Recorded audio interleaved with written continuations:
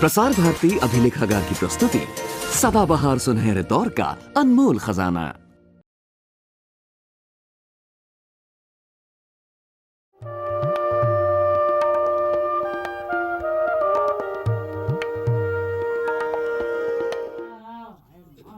आज इस टोडा गांव में काफी हलचल है। आज कोंदल और लक्ष्मी को सामाजिक रूप से पति पत्नी के रूप में मान्यता मिलेगी। कोंदल के घरवाले इस महत्वपूर्ण उत्सव को लेकर काफी उत्साहित हैं। इस उत्सव में किसी भी प्रकार की कमी नहीं होनी चाहिए। कोंदल के घरवाले उत्सव की तैयारी में जुटे हैं। बच्चों को संवारा जा रहा है। मर्द और बच्चे उत्सव को अंतिम रूप देने में जुटे हुए हैं। दूर दूर से टोडा मर्द, औरत और बच्चे इस उत्सव में आने वाले हैं। आने वाले मेहमानों के लिए शानदार दावत की तैयारी हो रही है। इस दावत में उन्हें उबले हुए चावल, सब्जियों का कोरमा, रसम, पापड़, मिठाइयां व फल तथा घी परोसा जाएगा। सब्जियां ठीक से कटी होनी चाहिए ताकि कोरमा स्वादिष्ट बने। शहर से केले खरीद कर लाए गए हैं। अच्छे किस्म का चावल भी लाया गया है। सब्जियां तो टोडा लोग खुद अपने खेतों में ही उगाते हैं। औरत और मर्द दूर पहाड़ी के नीचे से पानी ला रहे हैं, क्योंकि गांव, जिसे टोडा लोग मंद कहते हैं, अक्सर ऊंची पहाड़ियों पर बसे होते हैं। किसी बात की कोई कमी नहीं होनी चाहिए। आखिर ये मंद व परिवार की इज्जत का जो सवाल है। आज जो उत्सव हो रहा है उसे टोडा लोग अपनी भाषा में पिशित कहते हैं। लक्ष्मी का गर्भ 7 महीने का हो चुका है। बच्चे की सामाजिक मान्यता हेतु पिशित उत्सव आवश्यक है। इस उत्सव की शुरुआत पिछली शाम ही हुई थी। घर रंगा गया, फर्श को लीपा गया। कोंदल एवं उसके रिश्तेदारों ने मिलकर बांस के पतले डंठलों को काटकर पवित्र पानी को रखने के लायक बनाया, जिसे वो पवित्र भैंस की पूजा करके तांबे के लोटे में लाएंगे। परिवार की बुजुर्ग महिलाएं बहू के बाल संवार कर उसे पारंपरिक दुपट्टी पहनाएंगी। टोडाओं का बाल बनाने का अपना निराला अंदाज है। पहले बाल की लटों को बारी बारी से गोल गोल मोड़ा जाता है। फिर घी अथवा तेल की मदद से उसी प्रकार बालों को रहने दिया जाता है। रात को लोग दूर दूर से आने लगे हैं। इसी बीच पवित्र पानी भी लाया जाता है। अब नाम्फ नामक आत्मा को प्रसन्न किया जाएगा ताकि वो वधू को पवित्र कर उसे उत्सव तथा बाकी जिंदगी के लिए तैयार कर सके। दूल्हे की मां नाम्फ को अर्पण करने के लिए उबले हुए चावल तथा पवित्र आग जलाने की व्यवस्था में काफी व्यस्त है। सबसे पहले वर वधू बड़ों का आशीर्वाद लेंगे। बड़े बुजुर्ग आशीर्वाद के रूप में उन्हें कुछ रुपए देंगे। अब सांकेतिक रूप में वधू को पवित्र अग्नि जलानी है। यही अग्नि नाम्फ नामक पवित्र आत्मा से आशीर्वाद लाएगी। वधू उबले हुए चावल के पात्र को आग जलाकर प्रणाम करके जमीन पर पटक कर नाम्फ को अर्पित करती है। सास वधू के दोनों हाथों को 3 बार जलते कपड़े की बत्ती से दागेगी। इससे वो पूर्ण पवित्र होकर कल के दिन के उत्सव, जिसमें उसे पवित्र वृक्ष के नीचे आशीर्वाद लेना है, उसके लायक हो जाएगी।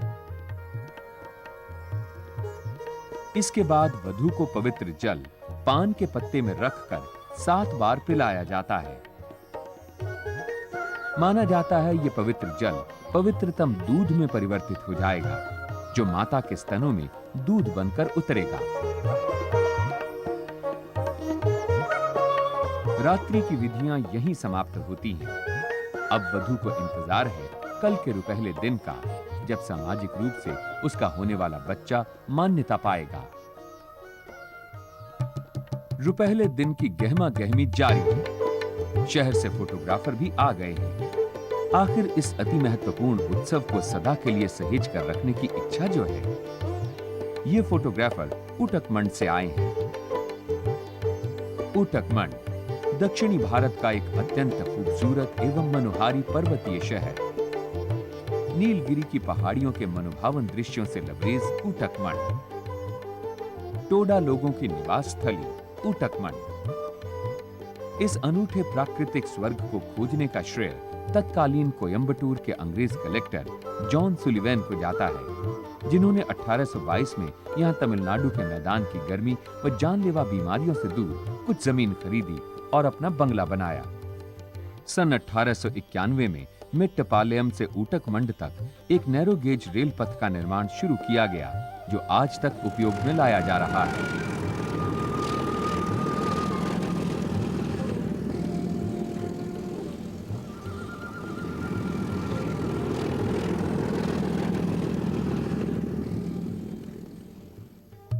सन 1870 से लेकर सन 1937 तक इसे तत्कालीन मद्रास प्रेसिडेंसी की ग्रीष्मकालीन राजधानी होने का गौरव भी प्राप्त रहा। आज भी ऊटी पूरे भारत में एक प्रसिद्ध पर्यटन स्थल के रूप में प्रसिद्ध है।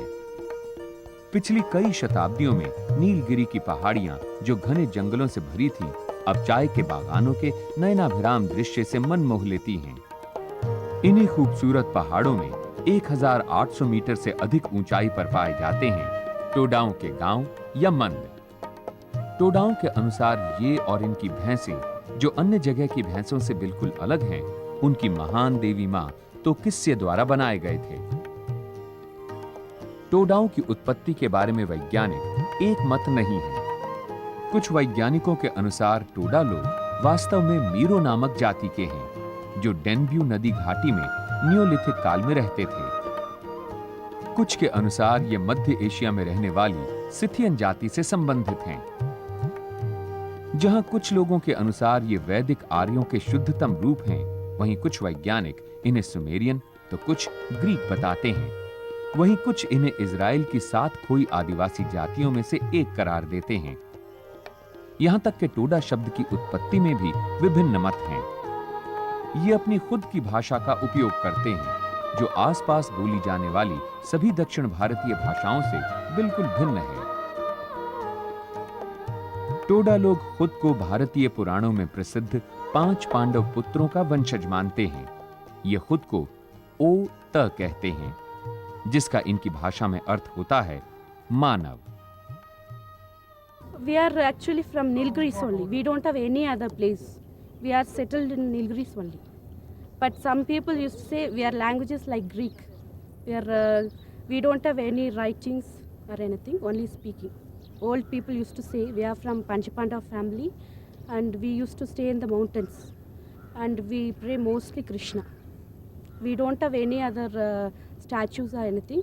We pray only lamp. We have a lamp in the temple, and only we pray for that. Toda लोगों की बनावट, उनका रहन सहन तथा उनका वस्त्र विन्यास भी उनको एक रहस्यात्मक आभा प्रदान करता है। अपने आसपास के दक्षिण भारतीय भाइयों की अपेक्षा ये आमतौर पर काफी लंबे होते हैं। अपनी पारंपरिक वेशभूषा तथा अपने ऊंचे व गठीले डील डॉल के कारण ये काफी आकर्षक नजर आते हैं। ये लोग पारंपरिक पोशाक के रूप में एक प्रकार की सफेद रंग बिरंगी कढ़ाई की शॉल या दुपट्टी ओढ़ते हैं, जिसे ये अपनी भाषा में पुतक्स्ते कहते हैं। ये हमें ग्रीक तोगों की याद दिलाती है। मर्द और औरत दोनों यही पुतक्स्ते ओढ़ते हैं। पुतक्स्ते पर आमतौर पर काफी खूबसूरती से कढ़ाई की गई होती है। टोडा औरतें बड़ी खूबसूरती से कढ़ाई का काम स्वयं करती हैं। उनकी कढ़ाई अपने महीन डिजाइनों के कारण आज सारी दुनिया में प्रसिद्ध हो गई है। Say where traditional dress is duppatti. We call it duppatti, and this cloth is weaved from Tirupur, like that places, and we get from them, and we get this needles and this wools. Then we weave ourselves. Nilgiri जिला तमिलनाडु में एक ही हिली district है, और यहाँ पर अगर आप देखें तो जितने आदिवासी हैं वो करीब आदिवासी पॉपुलेशन हमारे ज़िले में करीब 25,000 है।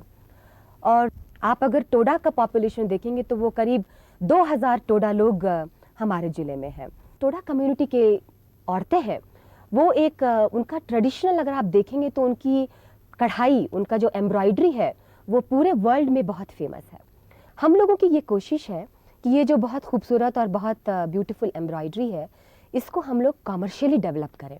दूसरा ये हमारा ऑब्जेक्टिव है कि इस एम्ब्रॉयडरी से टोडा कम्युनिटी के लोगों की आमदनी और बढ़े, उनको इनकम मिले। ऊटी में उनको एक शॉप भी दिया है, बहुत इम्पॉर्टेंट एरिया में उनको एक दुकान दिया है, जिससे कि वो लोग अपने प्रोडक्ट्स का सेल कर सकें।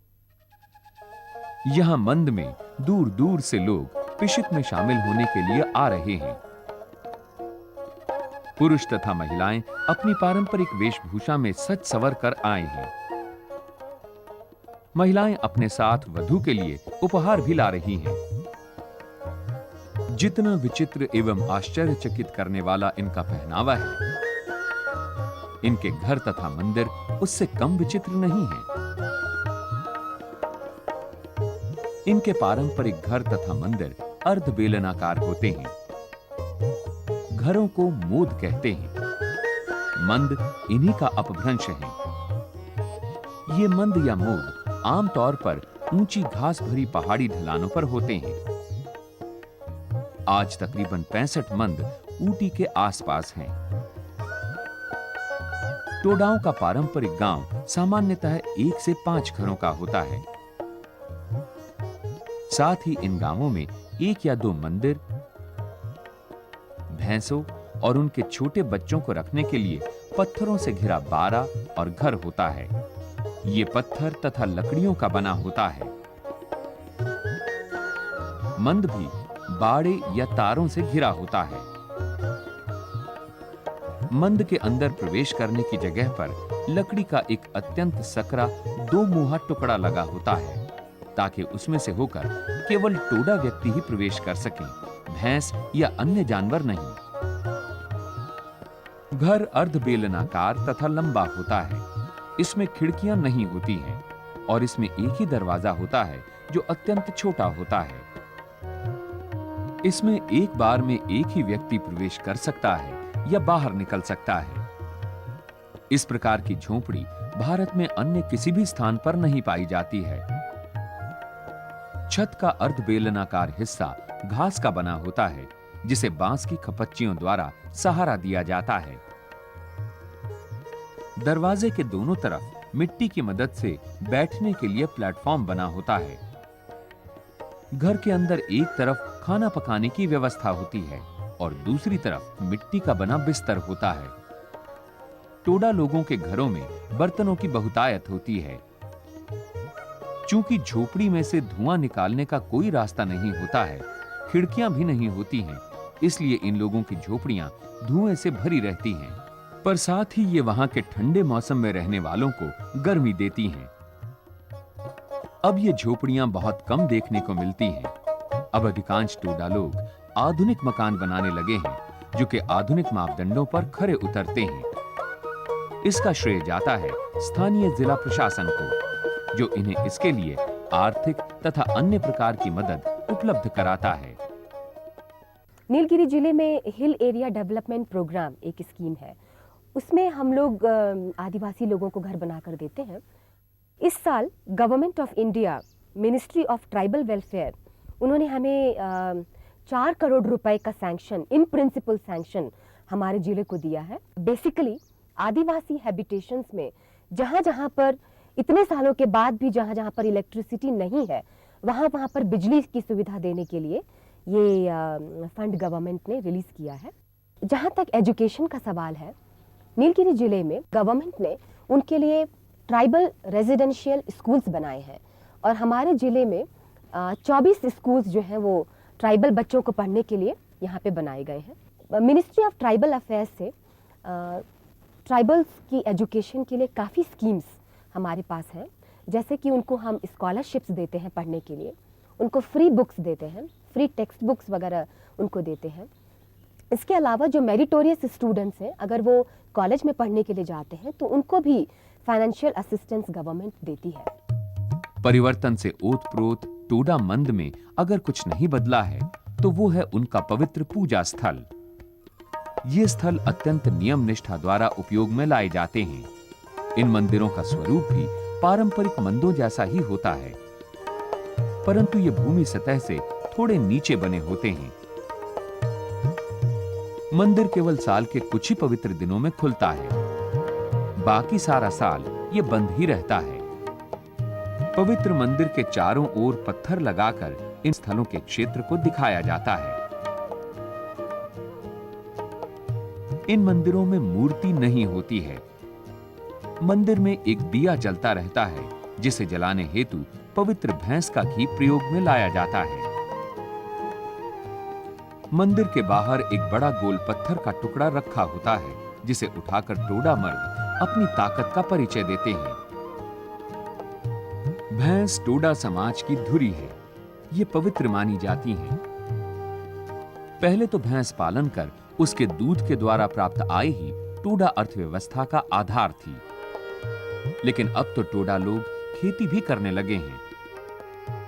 परंतु आज भी भैंस इनके जीवन, कार्यकलापों और रीति रिवाजों का केंद्र बिंदु है।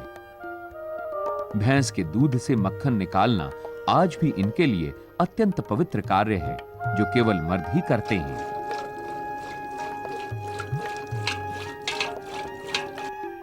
टोडा समाज में स्त्रियां पवित्र कार्य जैसे पूजा, भैंसों की सेवा आदि में भाग नहीं ले सकती हैं। परंतु इसका अर्थ ये नहीं है कि समाज में इनकी स्थिति अत्यंत निम्न स्तर की है। इन्हें अपने समाज में पर्याप्त स्वतंत्रता मिली हुई है। जैसे जैसे दिन चढ़ रहा है, लोगों के आने की रफ्तार बढ़ती जा रही है। इसी बीच वर पक्ष के लोग पवित्र वृक्ष कोस में पवित्र दीप रखने हेतु जगह बनाने के लिए आए हैं। इसी दीप के समक्ष पवित्र पेड़ की छांव में सभी विधियां पूर्ण करनी हैं। लोग पवित्र वृक्ष के नीचे पहुंचकर विचार विमर्श कर रहे हैं। स्थान तय होने के बाद उस स्थान पर चिन्ह लगाया जाता है जहां दीप रखा जाना है। पवित्र वृक्ष को बड़ी सावधानी से छोटी कुल्हाड़ी की मदद से काटा जाना प्रारंभ किया जाता है। सदियों से इस मंद के लोग इसी वृक्ष के नीचे ये पर्व मनाते हैं। कुछ ही दूरी पर गुनगुनी धूप में बैठे बुजुर्ग टोडा युवकों को ये काम करता देख अपनी पुरानी यादों में खो जाते हैं। वृक्ष में स्थान बनाने की प्रक्रिया जारी है। लोग उसमें अत्यंत सावधानी बरतते हैं। पवित्र पेड़ को भी तो अप्रसन्न नहीं करना है। कई घंटों की मेहनत के बाद वृक्ष में दीप रखने का स्थान बना दिया जाता है। वृक्ष के डंठलों से आसपास के स्थान को सजाया जा रहा है। साथ ही इसमें दीप रखकर अंतिम अवलोकन किया जा रहा है। पवित्र पेड़ में दीप रखने की जगह बनाने के बाद मुख्य उत्सव प्रारंभ होने का वक्त आ गया है। सारा कुटुंब पवित्र पेड़ की तरफ आ रहा है। दूल्हे ने पारंपरिक दुपट्टा व नई धोती पहनी है। दुल्हन को 7 महीने के गर्भ के कारण ऊंचाई पर आने में थोड़ा कष्ट अवश्य होता है, परंतु वो इस समय उस कष्ट को भूल जाना चाहती है। इस क्षण तो उसके होठों पर मुस्कान है। सबसे पहले उन्हें अपने समाज का आशीर्वाद लेना है। दूल्हा दुल्हन प्रत्येक कुटुंब का आशीर्वाद लेते हैं। बदले में उन्हें रुपए तथा बर्तन प्राप्त होते हैं, जो कि आने वाले वक्त में उनकी मदद करेंगे। प्रणाम करके आशीर्वाद प्राप्त करने की यह प्रक्रिया थोड़ी लंबी है। आखिरकार कुटुंब भी तो ढेर सारे हैं। प्राप्त उपहारों को पवित्र पेड़ के नीचे जमा किया जा रहा है।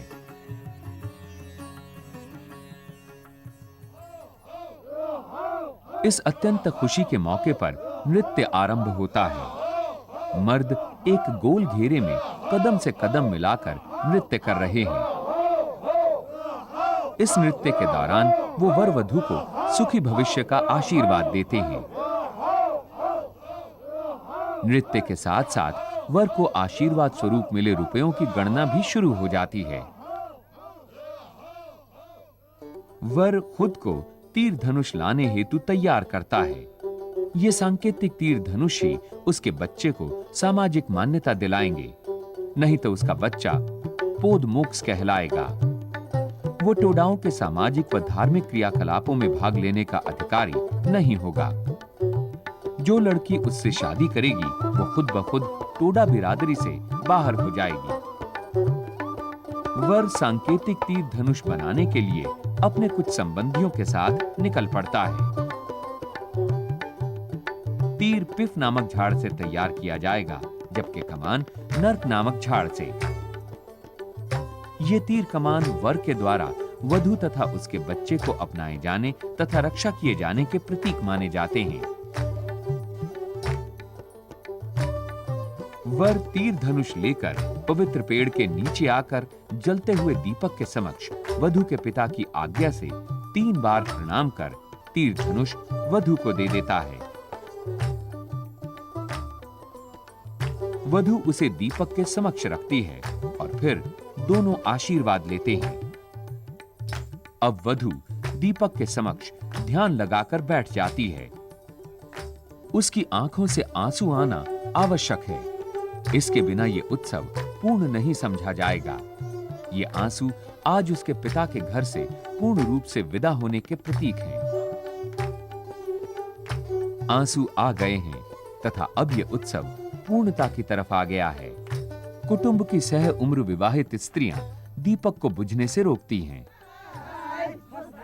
अब औरतों की बारी है नृत्य करने की। इस नृत्य में वो उत्सव की पूर्णता पर खुशी प्रकट करती हैं तथा वर वधू के सुखी जीवन की कामना भी करती हैं।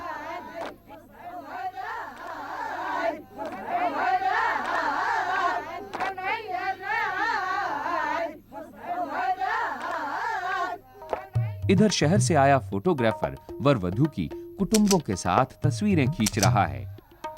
मर्द भी औरतों के साथ नृत्य में शामिल हो जाते हैं। अब बारी है भोज की। सभी कुटुंबों को केले के पत्तलों पर भोजन परोसा गया है। टोडा लोग पूर्ण रूपेण शाकाहारी होते हैं तथा दूध एवं घी का बहुतायत से इस्तेमाल करते हैं। ये इस भोज से साफ साफ झलकता है। मर्द पहले खाएंगे तथा औरतें बाद में। खाने के बाद हाथ धुलवाने तथा पत्ते उठाने की जिम्मेदारी उस मंद की बहुओं की है।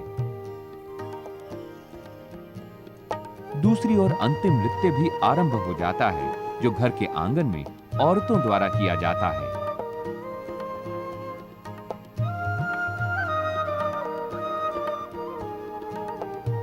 शाम हो रही है और उत्सव समाप्त होने को है, परंतु यही शाम एक नए रुपहले दिन की आशा लिए जा रही है। कल से ये टोडा वर वधू एक नई जिंदगी की शुरुआत करेंगे और अपने समाज को आगे बढ़ाने में जुट जाएंगे।